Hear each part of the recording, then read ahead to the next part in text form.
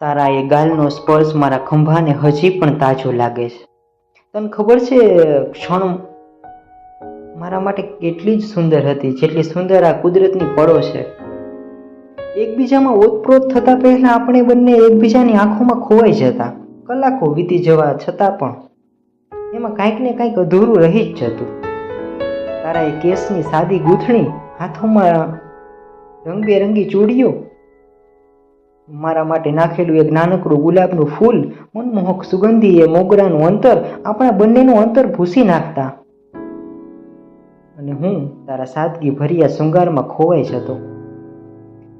તારા કરેલા એ બધા જ પ્રોમિસ, તારી બધી જ જીદ, તારા સ્વર પેટીમાંથી નીકળેલા દરેક શબ્દ મારી આસપાસ જ રમ્યા કરે છે.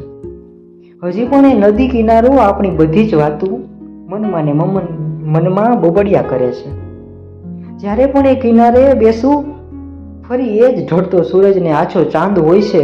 નમણી આંખોવાળી બતકો જોઈને મને તારી આંખોનો આભાસ થઈ આવે છે. પાણીની ક્યારેક આછી લહેર આવે ને તો આંખ પણ ભીની થતા વાર નથી લાગતી. આપણે ઘણું બધું જીવ્યા છે, એક સાથે કેટલાયને જીવાડ્યા છે. પ્રેમમાં બે પ્રેમીઓ જ નથી જીવતા, પરસ્પરસનું આસપાસનું વાતાવરણ પણ જીવવા લાગે છે.